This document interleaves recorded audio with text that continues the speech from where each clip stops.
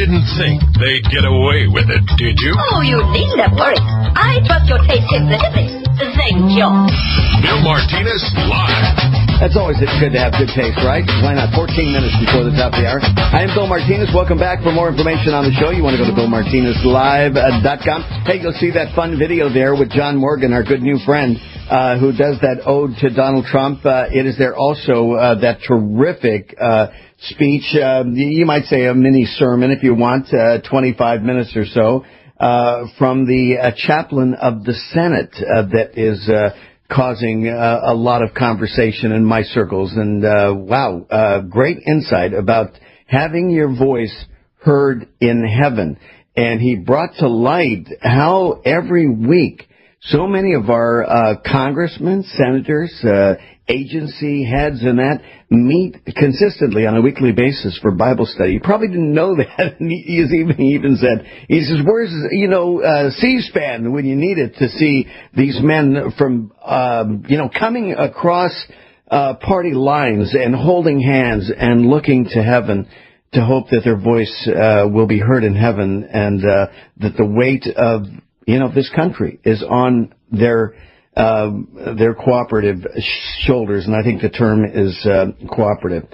Bret Baier is going to be with us in just a short moment. New York Times best-selling author, but we know him more as the chief political anchor for Fox News Channel and the anchor and executive editor of Special Report with Bret Baier, seen 5 days a week on Fox News Channel. Before assuming the anchor role, Bret served as chief White House correspondent for Fox News Channel between 2006 and 2009, and prior to being named chief White House correspondent for Fox News Channel, he served as national security correspondent based at the Pentagon, reporting on military and national security affairs, as well as on defense, military policy, and the intelligence community from 2001-2006. So you can appreciate just in his background right there what it means, to have us connected to him because of his background and his extensive experience.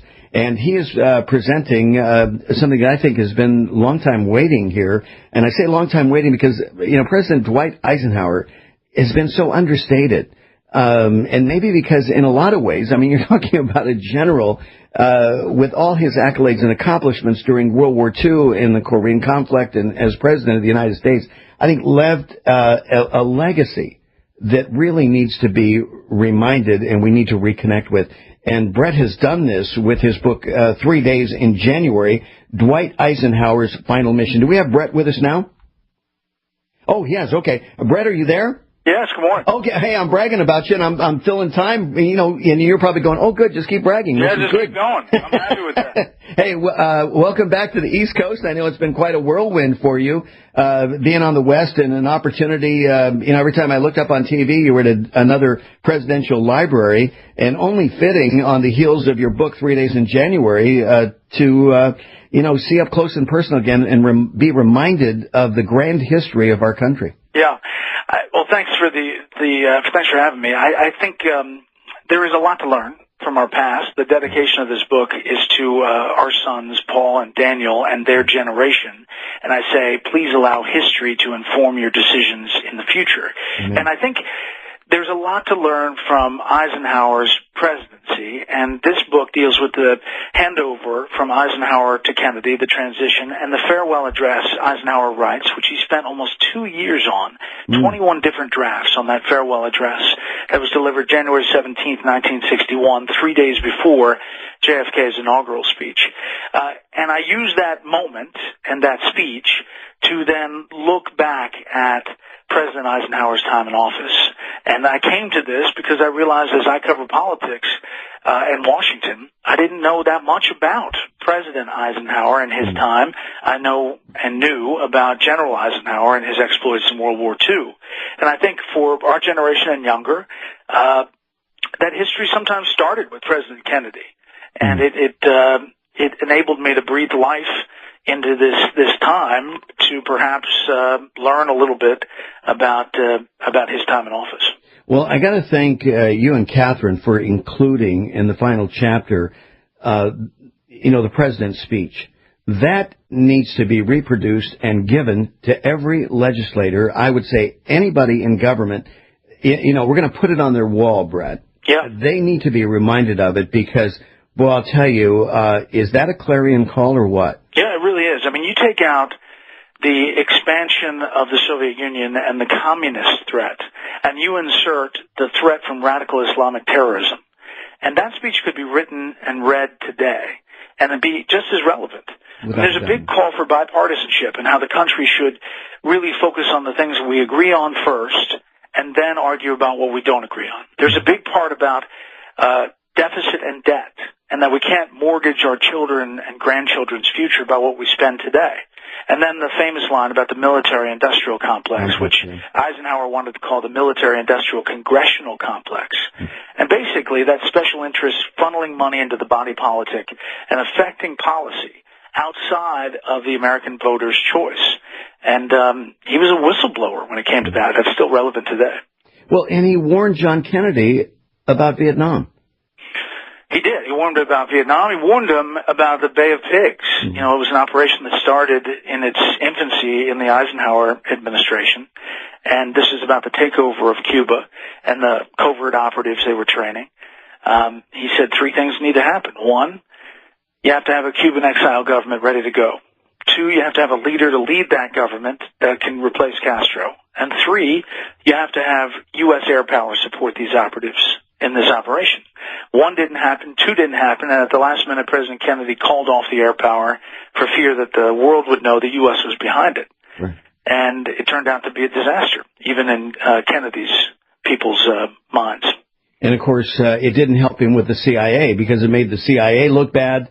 And, of course, we've heard all kinds of stories about the results of the Bay of Pigs and what that did for relationships between the Oval Office and the CIA. Yeah, and one of the things that's out of that is the first person he calls after that disaster is former President Eisenhower. And that's that iconic image on the front of the book where they're at Camp David and they're walking up the path.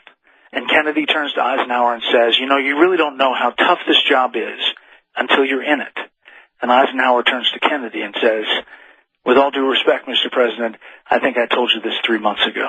Exactly. And he spent, as you say, 2 years leading up to that, not knowing who would be president. In fact, when everybody went to bed that night, they were thinking Nixon was going to be the president. It wasn't until the next morning you woke up and you saw the headlines that, in fact, it was this young upstart political force in John Kennedy, and he takes over, and now here's the final mission of Dwight Eisenhower to make this transition as peaceful as possible. Now, you write this book, Bret, and in light of writing this book and having it all completed, you see what is currently taking place and what took place in the transition from Barack Obama to President Donald Trump. Yeah. Well, the book starts with the meeting between President-elect Kennedy and President Eisenhower in the Oval Office, and it ends with the meeting with President-elect Trump and President Obama in the Oval Office.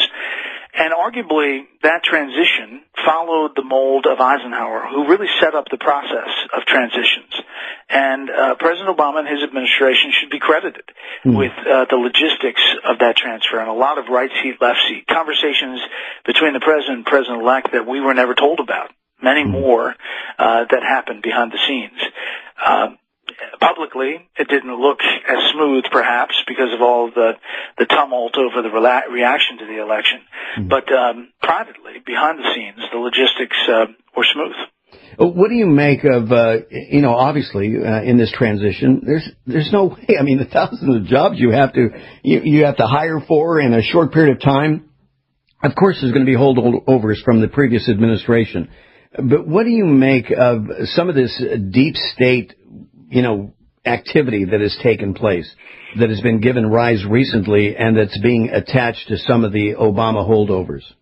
Yeah, I don't know if we know for sure where it's coming from. I think those are speculations about exactly who's behind some of these leaks. But every administration in its early days has to deal with some element of this. It's just that this one is much more public, much more prolific, and obviously in a 24/7 news cycle is getting a lot more attention. I think that we'll see if President Trump can get over that hump and get some big wins on the board, specifically on bipartisan wins like infrastructure and tax reform. And Eisenhower would argue that is playing the long game. And if he can do that, it changes the dynamic completely. Yeah, without a doubt. There's nothing like success to offset, I've often said, and I tell the kids, the best form of revenge is success. And this is the opportunity that is in front of Donald Trump and his administration. Bret, you have many pictures here in the center of the book, and one that I was especially, drawn to was the picture of you at Ike's Chapel. Only fitting. You're having, it seems like even a meditative moment, being in front of this general that maybe in part you say, I hardly knew you, but I know you a lot better now. Yeah, it was a moment, and it's a beautiful place, this remembrance, this chapel where Eisenhower is buried next to Mamie, his wife, and actually their 3-year-old son who died of a disease, and he's buried there as well, Dowd. Eisenhower, the one thing he wanted Kennedy to do at the end was to get Congress to pass a bill to reinstate him as general, not president. And Kennedy said, why do you want that? And he said, because I want to be buried as a military man. And he was buried in his uniform as a 5-star general. Exactly. Well, Bret Baier, congratulations on the book. I'm sure it sounds a little bit interesting for you to hear yourself introduced as New York Times best-selling author and Fox News anchor, huh? That's excellent. Thank you. Great job, you and what Catherine have put together for us in accounting, and helping us appreciate the history of one Dwight David Eisenhower. 3 days in January, Dwight Eisenhower's final mission. Bret, thank you so much for being with us. Thanks for having me. Take care.